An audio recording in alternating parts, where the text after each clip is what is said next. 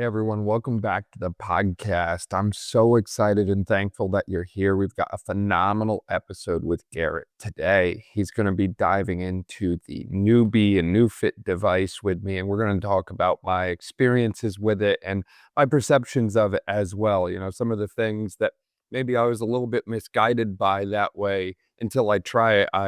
Until I tried it, I really didn't know what I was working with that way. So great episode. Great insights. I know you're going to love this episode today. Want to give some quick shout outs to our sponsors for making episodes like this possible. Huge shout out to Firefly Recovery, Ray Gorman of Engage Movement, and Pura Health Ultrasound. Those three companies make this podcast possible. Would really appreciate it if you check the description and check out those companies if you haven't already. Also want to give a huge shout out to my guy, Eric Malzone. Eric is an absolute legend. Phenomenal individual, and he got Garrett and I connected. So huge shout out to Eric. If you don't know who Eric is, highly recommend you find out very soon. Enjoy the show. Garrett, welcome to the podcast. I'm super excited to work with you today, man. For people who aren't familiar with you and NewFit and the Neubie device, would you mind filling them in a little bit about who you are and this incredible journey that y'all have been on? Thank you, Dan. I'm happy to be here. So our business is called NewFit, and it's NEU, like neurological, because we're really working on, even if we're in the realm of rehabilitation, we're working on the fitness of the nervous system. We're looking first and foremost at how the nervous system responds to injury, the neurological guarding, inhibition, protection, pain, these different patterns that emerge as part of the body's protective and compensatory strategies. And we're probably best known for the Neubie device, which is an acronym for neurobioelectric stimulator, and it uses electrodes, and people look at it and often think, oh, that must be a TENS unit or something like that, but it's a direct current instead of alternating current. And I first got interested in direct current actually through an experience I had back when I was an athlete. I was playing college ice hockey, had some injuries, and saw firsthand the beneficial effects and the unique and different effects of direct current as opposed to alternating current like you have in the traditional TENS units, Russian stim, interferential, those types of things. And then I also had an engineering background and did graduate school in neuroscience. And as I just got more and more passionate in all of this work, and so I for a period of time, for 7 or 8 years, had a clinic here in Austin, Texas, which is our home base now. Had a clinic where I and eventually we and our team were working with people using older versions of electrical stimulation. And with my engineering background, I just kept seeing ways I wanted to improve the technology. We were already using very, you know, neuroscience centric work. We were already working a lot on using afferent pathways to accelerate the process of neuromuscular education. And finally, at one point I thought maybe I would just try to open more facilities or something like that. But finally got to the point where I concluded that the only real path forward for me was actually to take some of these ideas I had and create a device. So I didn't set out to start a medical device company out of the gate, but at a certain point in the journey, that became, really what became very clear was the next step. And then, thankfully, I didn't know how long and how expensive it was going to be to do that, or I may not have done it. But of course, I'm glad I did now. And now we've had our device out for, from the time we're having this conversation, approximately 8 years. And it's been so cool to see the work that we were doing, in our clinic, to see that expand into new markets, new, geographically, and new populations, and all these wonderful things now. It's been really awesome. Yeah, that's incredible, and I think it's one of those things, it's a tool in the toolbox that you can reach for almost anything and everything, right? Whether that's assessment purposes or therapeutic purposes, whether that's for someone who's had pain for a long period of time or someone who's more athletically inclined and active at any level that way, and I think there's so much value in having something like that in the clinical toolbox, if you will, that way, and I know we were talking a little bit before about our mutual friend Andrew Hauser that way, and I know him and I rave about this thing. I was fortunate enough to get to experience kind of what the Neubie can do just last month back in December that way, and it's one of those things. First off, I wish we had that in the clinic right now, and second off, I can see it having a place in almost every physical therapy clinic that I can think of that way, and I think just flipping back to my own kind of background in PT school, I'm very well known for telling the stories of how terrible I was on neuroscience in PT school. I just could not grasp the concepts, could not understand it.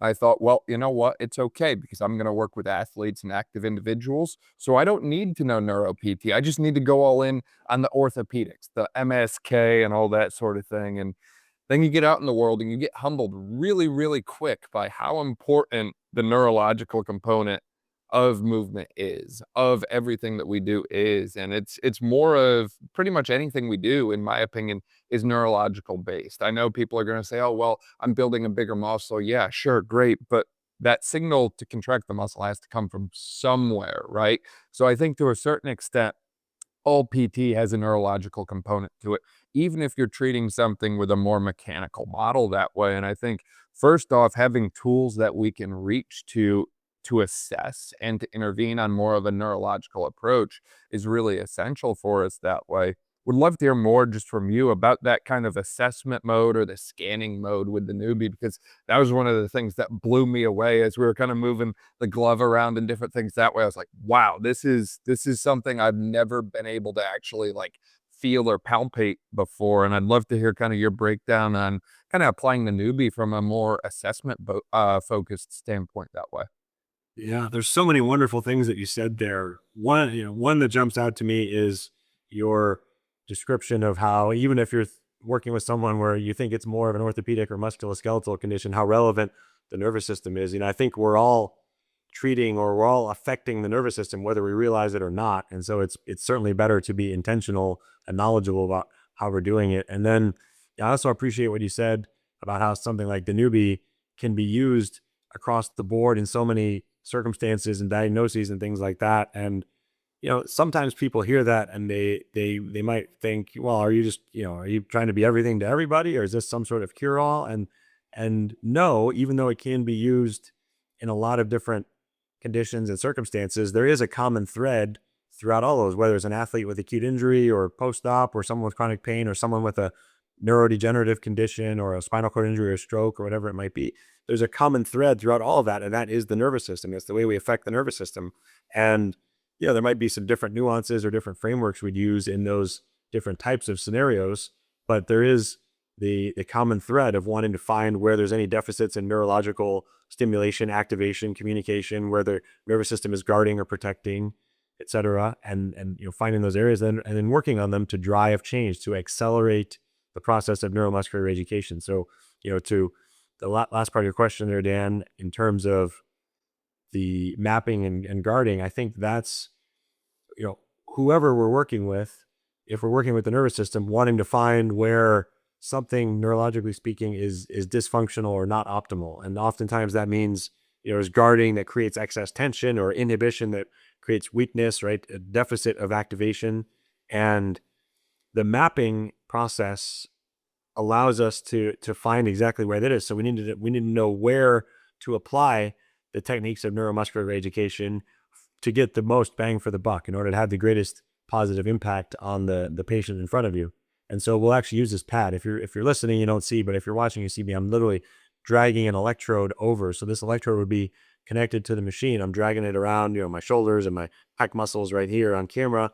And what we do is we actually scan around on the patient's body, and we're using the direct current, taking advantage of these unique properties of direct current to be able to send a lot more sensory and afferent input into the nervous system. So we're getting the same sensory signals, the same mechanoreceptor activation as if that person that is actually moving. You're getting the same signals as if they're stretching muscles or contracting muscles or loading and challenging that tissue.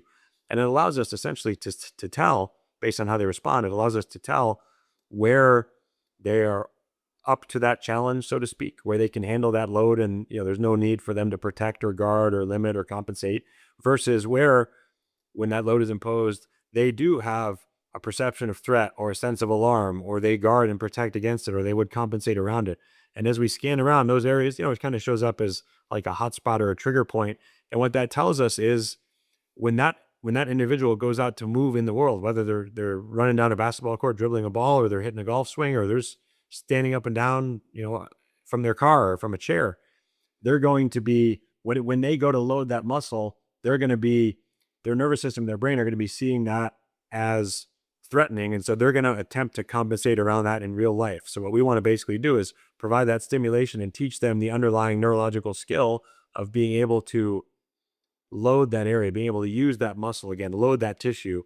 And it's essentially a form of exposure therapy. You load it a little bit, help the brain and body see that it's safe, they didn't get hurt, help them load it a little bit more, help them see that again. And eventually you progress to, restoring proper, efficient function in that area.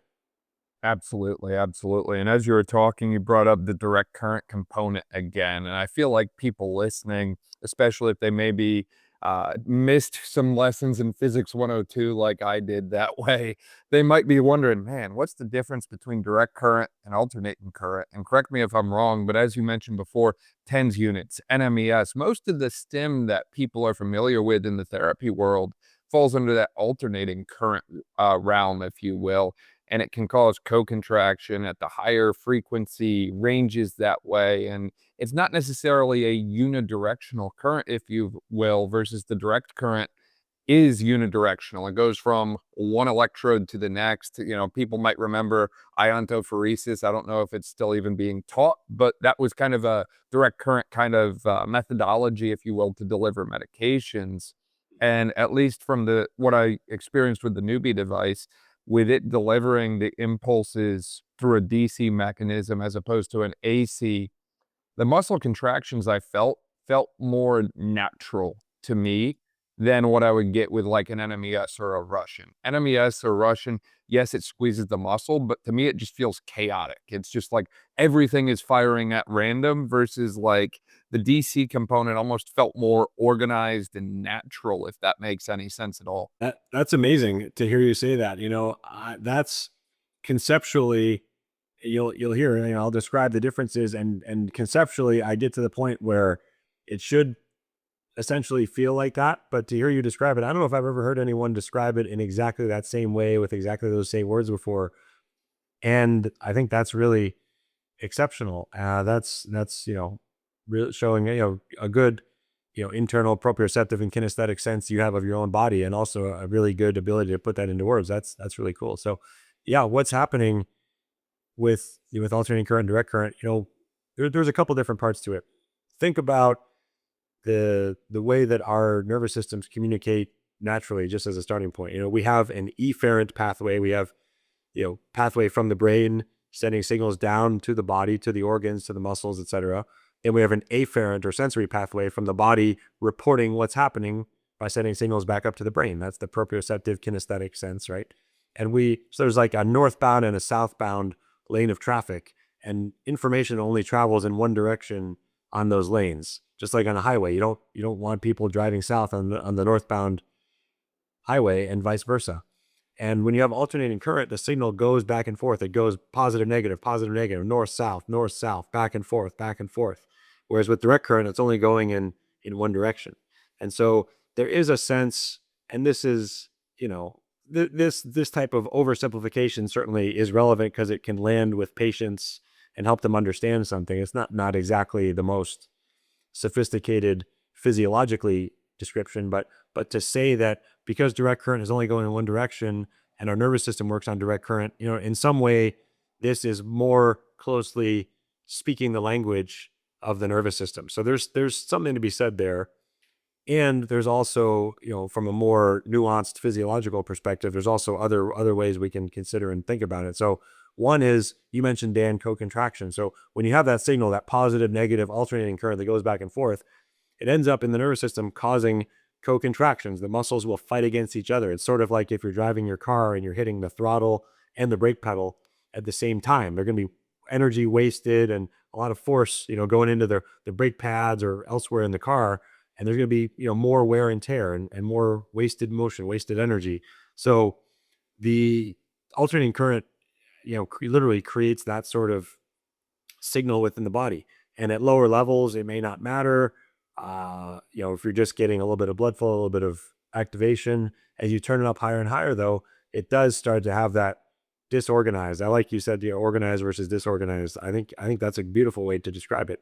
And like I did some early experiments with prototypes of the Neubie where I would have a Russian stim device on one arm and a Neubie prototype on the other. and I would turn them up to the same level of current, say 50 milliamps. And they would both feel just as intense. And that alternating current device, my arm would be locked up. And the Neubie prototype, even though it felt just as intense, I'd be actually able to move through it because we're getting the direct current signal and more sensory and afferent and less of that, motor co-contraction, all that sort of dynamic going on there. So there's a really, really compelling difference in terms of the ability to signal the nervous system to be more efficient, to improve function, and in that realm of neuromuscular reeducation. And then there's also an interesting second category of benefit or reason why direct current matters. And so this actually speaks to the way that our bodies naturally create electric fields to influence the healing process. When someone has a cut or a strain, sprain, tear, the body actually creates an electric field around that, and that causes charges within the body to move and cells to migrate, and that actually kind of orchestrates and conducts the healing process. And there's cool research on that in animal models, and I of course had read all that and felt very inspired by that over the years. That's part of why I became so enthusiastic about direct current. And then we also did a study. We did the first study ever comparing in humans head to head alternating current versus direct current. And it was an interesting population, different population than some of the athletes we were talking about or things like that, where we're working with average age of 74. So patients in their 70s with diabetic peripheral neuropathy. And these are patients for whom the standard of care is just about symptom management, helping them deal with pain, because it's sort of been written off they can never heal in any meaningful way. And half of these patients, 75 of them, got traditional 10s unit alternating current, and they got what most people expected, which was, some improvements in pain, but that was it. With the direct current of the Neubie device, however, those patients, not only did they see the same or more reductions in pain, but they saw improved function in terms of abilities to perform activities of daily living. And they saw increased EMG amplitude and nerve conduction velocity. So actually measuring the electrical activity in the nerves. So that's showing how even in just 6 weeks, twice a week for 6 weeks, these direct current electric fields are influencing these underlying processes and mechanisms of healing and regeneration and repair within the body. So, the direct current piece is important both for the neurological effect and the ability to more precisely, almost like software programming the nervous system for activation and relaxation and appropriate precision of movement and coordination. And then also for influencing these underlying healing processes if there's any structural healing that needs to take place. Absolutely. And now more than ever, clinicians are under a growing pressure to produce results and produce results quickly. Our methods have evolved compared to where we started as a profession 100-ish or so years ago that way. And we look at some of these other things, like let's just take ACL reconstruction, for example, right? Not too long ago, the standard was we're going to try and repair it. And now we do tendon graft reconstructions. Not too long ago, every knee that had an ACL procedure came out in a straight leg cast. And I can only imagine how those things felt trying to get them moving after a month or so in a cast. And now obviously there's a immobilizer brace and there's this growing change of, hey, we need to start, physical therapy interventions earlier. We need to get them moving and so on. That way we've evolved in a lot of our treatment of diagnoses, yet for some reason our clinical toolbox in many clinics is still the same, right? It's still TheraBand. It's still hands-on. And I think it's one of those things with this growing pressure to produce results quickly, we have to kind of assess our toolbox and say, hey, look, it might be time for us to go and bring in new tools and new techniques like the Neubie, because we've got to be producing results. If we don't produce results, they're either going somewhere else, or in a lot of cases, patients don't even mind paying cash, $200, $250 a session, because time is valuable to them. They don't want to wait around for 30, 40, 50 visits in a clinic to get results. They need them now, and they're willing to pay for it. So I think that's part one of where I want to go on that. And the second part, you mentioned about the electromagnetic fields and the electrical side of the body that way. And that's something I've become more and more fascinated with. And this is a little bit of a rabbit hole that we don't have to go down today by any means, but just this concept of electromagnetic fields and how everything from devices to electrical current outside and so on interacts with our bodies, and the role that that has impacting our nervous system and our overall health that way. To me, it's almost like sometimes we need to kind of have these like internal, like neurological resets, if you will, that way.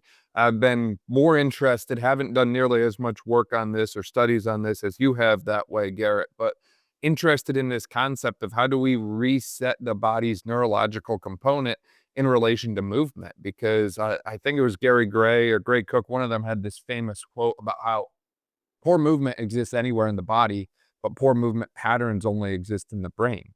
And we can see changes in those movement patterns acutely day to day to day in athletes in pretty much any population that way. So if we see such wide variance in how someone is moving from a pattern standpoint one day to the next, it's a neurological construct. And it's just a matter of how do we most effectively intervene neurologically minded instead of just, oh, we need to put more weight on the bar and go bigger, faster, stronger with everything. Yeah, I think gosh, there's a lot of good topics in there. You know, that was a great quote about poor movement patterns live in the brain. Also, I think it was Gray Cook who talks about you don't want to layer fitness on top of dysfunction. You know, that's one of the things that came to mind for me there. When you talk about, resetting the nervous system, so to speak, I do think that it's constructive to understand that we all, barring some sort of neurodevelopmental issue, we all had healthy movement patterns as kids, right? Could run, jump, squat. And then we lose those, in large part from being sedentary or specializing in certain sports too soon and losing some of the movement diversity. But we lose those, and of course, there's, connective tissues can shorten and adapt. So setting those aside for a moment, the nervous system adapts as well. And we'll focus there for this segment of the discussion. And the nervous system adapts to the way that it's being used. We see this in so many examples in life. Like if you grow up as a child here in North America, you're likely going to be hearing English or perhaps Spanish, and your ear is going to adjust to that. And you're going to speak those phonetically, those sounds from that language. Whereas if you grow up in China and you hear Mandarin or Cantonese, you're going to be hearing those sounds, and you're going to have difficulty making some of the sounds in the English language, and vice versa. So the we adapt to the environment that we're in, the inputs, the signals we receive. And if the signal is, as a kid out running, jumping, playing with friends, climbing on stuff, you hanging from things, you see a diversity of movement, you're bending down, squatting, in looking at things on the ground, you see that diversity of movement, you have a lot of good inputs, and therefore everything stays pretty healthy. Whereas if you are sedentary or you get injured, you begin to, if you're sedentary, you begin to lose neurological input in certain areas because it's use it or lose it applies. The body wants to save energy. It doesn't want to spend energy and resources to fuel pathways or areas that aren't being used because there could be a famine tomorrow, right? Our brains want us to survive and make sure we're partitioning and using and rationing energy appropriately. And then, if there's an injury, there's also times where the nervous system will guard and protect and shut down in response to that. And oftentimes, especially if there's, incomplete rehabilitation, which includes sensory rehabilitation, not just motor, you are, with that incomplete rehabilitation, going to continue to carry forward some of those compensatory movement patterns. And, one or two times that's fine. But if the injuries compound, eventually that compensatory window narrows and narrows, and you don't have as much bandwidth for movement expression and stuff like that. So when we do this mapping process and we scan around on the body and find where those nervous system deficits are, it is like a nervous system reset, to use your words there, Dan, which I really like, because you're finding where those neurological patterns have gone aberrant, where they've deviated from that sort of baseline, efficient, ideal muscle tone and activation patterning and intra and intermuscular coordination and all that. And you can kind of hit the reset button. You can recalibrate that. And so, I can't tell you how many times we've had someone come in, with a sprained ankle, they're hobbling around, they come in on crutches, and all of a sudden they can walk normally. They put weight on their leg, and or someone with a separated shoulder, they think, it's going to be weeks for their shoulder to heal. They can only lift their arm up, not even to horizontal. And all of a sudden in one treatment, it's up overhead. And it's like, gosh, how on earth did that happen? Well, it is a version of, hitting the reset button neurologically. It's a version of resetting, recalibrating all of those protective patterns that were limiting function there. Because in one session like that, obviously, the ligament in the ankle or the ligament in the AC joint didn't just heal in 8 to 10 minutes, right? It's obviously the change, that fast change like that was neurological. And, to your earlier point about how, their nervous system is always relevant, even in manual therapy. We used to think that we were breaking up scar tissue or stuff like that. Unless you have a scalpel, you're not breaking up scar tissue. You're changing neurological tone. You're providing sensory input and mechanoreceptor input. So really is, yeah, about resetting the nervous system. And one other point on that is I like to think, there's so much overlap, as Dan, you talk about, there's so much overlap between effective rehabilitation and effective training. And so in many ways, it's sort of difficult to tell the difference. The way I describe the difference is that rehab is finding where these neurological weak links are. Say there's 20 relevant areas and you find the 3 weak links, bring them back up to baseline, hitting, a version of a neurological reset. Like you said, I like that word. We actually have a technique that we call the master reset. That's our version of a vagus nerve stimulation or parasympathetic protocol. So maybe that's why I like it so much. So bringing up those weak links to baseline is, what I would consider rehabilitation. And then, performance training would be about raising the functional capacity of all of those areas as well. And I think that there's a lot of overlap, and ultimately, looking at that through the neurological lens allows you to certainly have a more complete and better lasting outcome, and oftentimes have faster, to your other point about the pressure to create results right away. A lot of times the reason it takes so long to recover, and that's part of the breakthrough even in orthopedic and musculoskeletal conditions, is working with the nervous system and understanding that a lot of times the reason it takes so long to recover is because of those neurological responses. And just by going upstream and finding the real first domino in that, you can make a cascade of wonderful changes.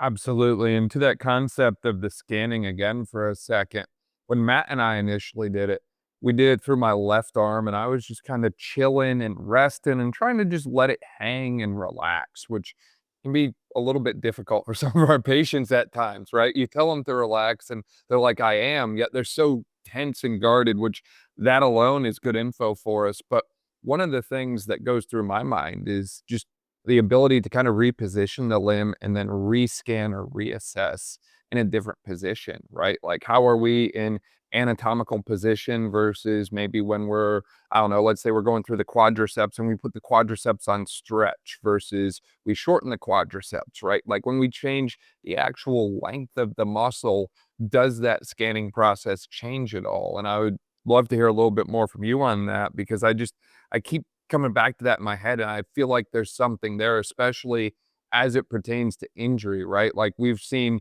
phenomenal research come out from individuals like Adam Petway and other phenomenal researchers that have narrowed down some of these different debilitating injuries and the positions and mechanisms and mechanics in which they occur, the positions that they occur.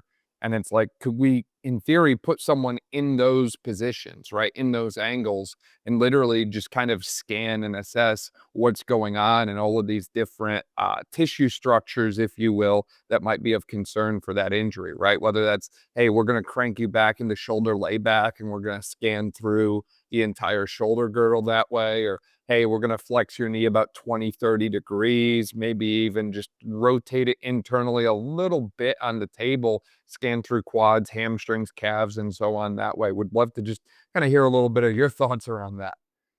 That's a great question.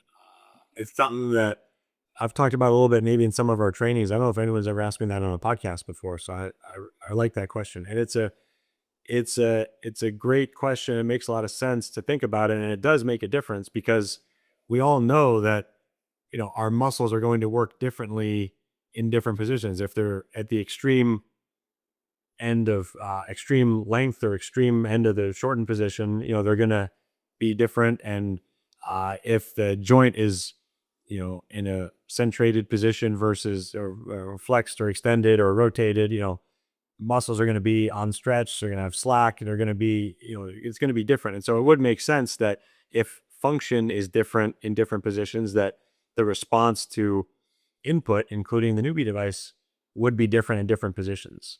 And so I think it's probably the same as in regular life. And what I what I mean by that is there's some issues, some deficits, or some areas that are just so tight. There's something that, at a neutral position and in any position, there's going to be a deficit there. And then there's some that might only show up in a more extremely challenging position at an extremely short muscle length or extremely long muscle length, et cetera. So there's some that will definitely still just show up at neutral, and those, of course, you want to work on. And then, yeah, for a pitcher in that external rotation layback, or myself as a hockey player being down in more like a half squat kind of crouch position, because that's where we live our lives on the ice, or whatever it might be.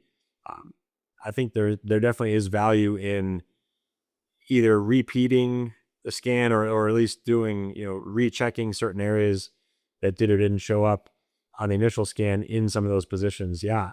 It's, what the brain and nervous system are reacting to is the totality of the input. So it's the machine, and it's also the other mechanoreceptor input from the joints, from the position that you're in, and the overall perception of threat can be up or down regulated too. If you're in a more threatening or riskier or injury prone position versus a safer, more stable type of position too. So yeah, it's a great comment, and definitely one of those things that if you're a clinician, doing the NeuFit method, for example, that's one of those things where when you want to dig a little deeper and really get a good sense of what's going on, and there's some nuances, or you have to try to parse through what you want to work on and prioritize, what you're describing there is a great strategy.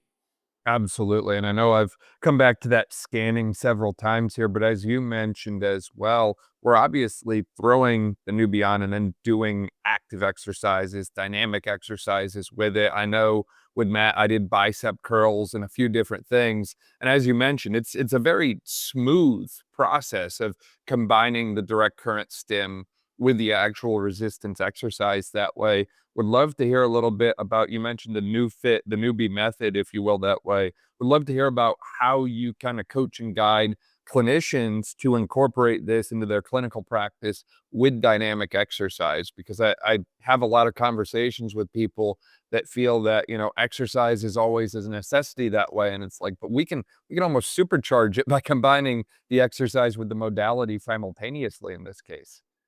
100%. And so that again speaks to one element is the difference between direct current and alternating current, where if you have alternating current causing those co-contractions and locking you up, you can't move.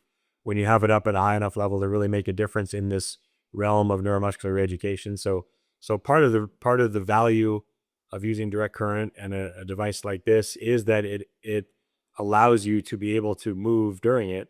And then, I agree with you. I think, almost all patients, almost all the time, some active exercise, corrective exercise, some movement, should be part of the strategy. And this does, again, to borrow your word, Dan, this does supercharge it, because so many times people are doing corrective exercise, patients are doing corrective exercise, and it's like that process of, is it Sisyphus, the guy that pushes the boulder uphill and it rolls back on him, it's like you really are fighting an uphill battle, because you're trying to do corrective exercise, but yet your nervous system is inhibiting or underactivating a certain muscle. And yeah, you could try as much as you want to get it to engage, but it's going to be limited. It is going to be that uphill battle. Whereas if you can use something like the Neubie and provide the right sensory input and feedback, all of a sudden it's like feeling around in the dark and you find the light switch, you turn the light on, and all of a sudden you can see, all of a sudden you can use that muscle. And so you're going to get so much more accuracy and precision and impact, and so much more bang for the buck doing the corrective exercises. So you can do as a clinician, in terms of training clinicians, we have certification courses that are good towards physical therapy, license renewal, chiropractic, athletic training, et cetera. And when people go through our courses, we teach that mapping process, the scanning that you talked about, teach people how to find those areas, and then do certain exercises. And one very simple way to frame it up or to apply this is to think about whatever corrective exercises you as a clinician would naturally do or would have your patient do in that circumstance, and just spend a couple minutes mapping them beforehand, apply the stimulus to the areas that you find in that mapping, and then do the same exercises you would do. And you're going to get more bang for the buck. I can almost guarantee it. Most cases, most vast majority of the time, you're going to have a much greater impact in terms of effect on range of motion or strength or coordination patterns or reductions in pain, etc. Absolutely. And it's interesting you bring up that process of almost like the test retest method, if you will, because I think that's something that a lot of clinicians hear about. And, we might do a little bit of it in school, but I've seen that used in a whole new way in my current clinical practice to the point where, almost every intervention and consistently almost every session, the test retest method is being applied with people, right? It's like, hey, patient comes in, stuff is getting measured, something's being done, it's getting remeasured, something's being done again, it's getting remeasured again. Which on one hand, someone might say, well, that's a lot of attention to detail. That's too much time invested in the patient. We need a more efficient model. We need a more hands-off model. We need to see 4 to 5 patients an hour or whatever it is that way. But on the other hand, these people get better and they get better wicked fast, right? And as a result, they end up going around, they tell all their friends like, hey, look, this is where I just went. And, we got better in record time that way. We beat the expectations. We beat everything we saw on Google that way. And I think it's one of those things that, again, if you're in the business of delivering results and you're delivering results quickly, everything else is going to fall into place, right? At the end of the day, when we had our clinics in Maryland that way, we had no marketing budget, right? I was very adamant on, hey, we're not going to spend anything on advertisements. We're not going to spend anything to outsource to a social media guru or anything like that. We just left it all on word of mouth, right? We're going to do right by the people in front of us. We're going to do a really good job and they're going to take care of us. And that held true. And we continued to grow and scale at a very rapid rate by just doing the right thing. And again, this is going back to what I mentioned before, one of those tools that I think can apply to almost any clinical practice in any clinical setting and provide immediate value. Would have been kind of your more unique applications for the Neubie device that way? Anything that's kind of caught you off guard or surprised you? I know you mentioned the diabetic population earlier, but anything else that's been kind of a pretty unique use case for it? Yeah, there's been a few. And to your point about, you know, measuring, doing test and retest and looking at before and afters, I really like that from the perspective. I mean, even in terms of running an efficient business, if your patient, it feels like they're just going through the motions, like they could do this at home, like they're not getting much in the way of result, not getting a return on investment of time, energy, and perhaps money if they have to a copay or they're paying cash. They may not come back. But if you show them like, hey, we're getting more degrees of range of motion, hey, we're getting more strength output on this force plate or this dynamometer, if you can show them that, there's nothing that motivates like success. If in the sense that if you start to see progress towards a goal that you care about, seeing that early progress is one of the most motivating and inspiring things that can possibly happen that would motivate you to want to continue going on. So I think that's great. And then in terms of you mentioned other use cases. I initially set out to give people like me, young athletes coming up, I initially set out to give people like me the tools and the strategies that I wished I had when I was injured. And I had those very disappointing experiences in traditional physical therapy, traditional orthopedic medicine. And so, every time we've sort of expanded beyond that has been interesting and exciting for me. Like I remember the first time I worked on a spinal cord injury patient, because I was working with a lot of athletes and I was taking a much more neurological approach. And so someone said, hey, my friend has this spinal cord injury, is paralyzed, has been for 25 years. You're working with the nervous system. Could you help her? And I was like, well, I don't know, but I'd certainly be willing to try.